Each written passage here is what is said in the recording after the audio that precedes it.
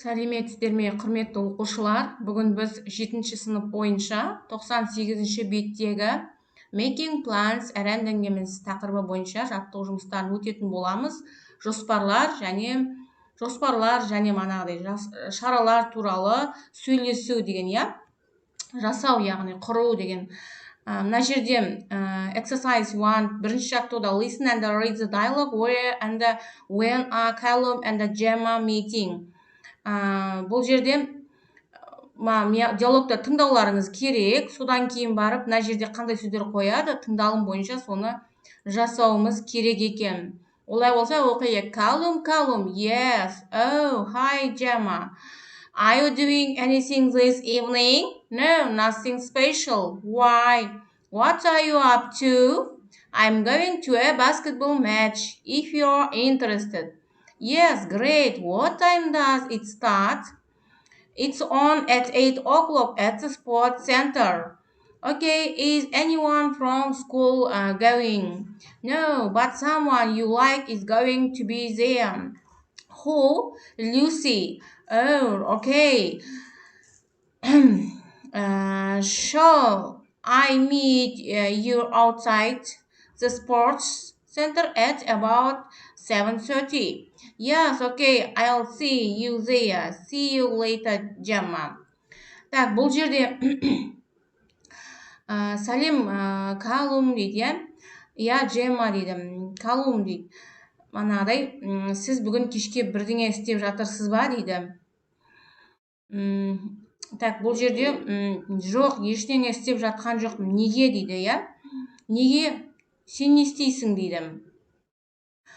Мен манағыдай going баскетбол матчына барамын дейді, Тамаша дейді. Ол нешеде басталады дейді, Сағат 8-де спорт орталығында басталады дейді. Жақсы, мектептен баратындар бар ма дейді. Жоқ, бірақ сізге ұнайтын адам сонда болады дейді. Кім дейді? Люси. Жарайды.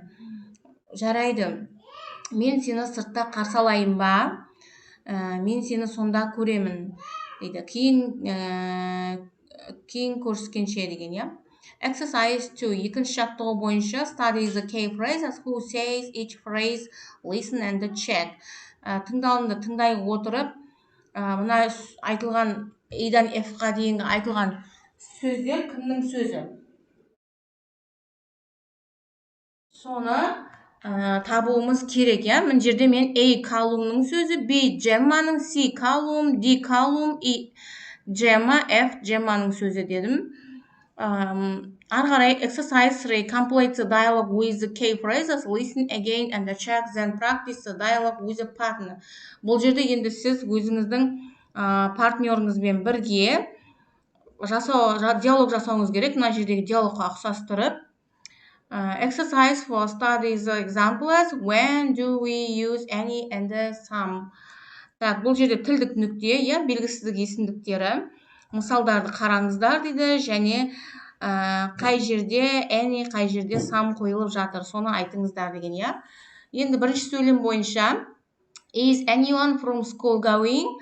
Так, бұл жерде мектептен баратындар бар ма дегенде anyone сұраулы сөйлемде қолданылады, Someone you like will be there.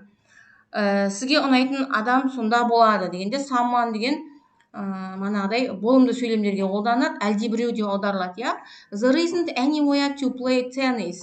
Теннис ойнайтын жер жоқ дейді, Anywhere дегеніміз мекенді, белгілі бір мекенді білдіреді. Болымсыз сөйлем болып есептеледі. Exercise 1. Complete the sentence with the identified pronouns in the box. Так, бұл жерде манағы қораптағы тұрлаусыз есімдіктермен сөйлемдерді байланыстырыңыз дейді, Мына жерде anything, anyone, somewhere, something дегендерді. Так, бұл жерде 5-ші жаттығу exercise 5. Exercise 5. Anyone. Is anyone from school going to the match? Second, there is a tennis court somewhere in the park. Third, there isn't anything to watch on TV. Fifth, there is something I want to tell you. Exercise 6. 6-шы жаттығу бойынша, 6-шы жаттығуда сіздер қасыңыздағы досыңызбен бірге теннис турниріне немесе футбол матчына шақырасыздар бір-бірлеріңізді, және сол туралы мына диалогты жасауға болады. Мына жердегі диалог, мына көкпен жазылған сөздерді дейді, мына жерде алып тастап сіздер мына жерге өз ойларыңызды жазуларыңыз керек. Мына жерде мен былай көрсеттім. Көкпен жазылған сөздерді өзгерту деп I'm going to final.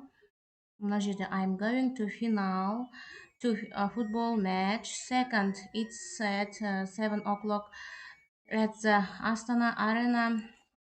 Third, at the Astana Arena 7:30. 7:30 деген, иә. Бұл жерде 7:30 деп айтылады. Осымен бүгінгі сабағымыз аяқталды. Арнаға тіркеліп лайк басып, қоңырауша белгісін басып, комментарий қалдыруды ұмытпаңыздар. Сау болыңыздар. Келесі сабақта көріскенше.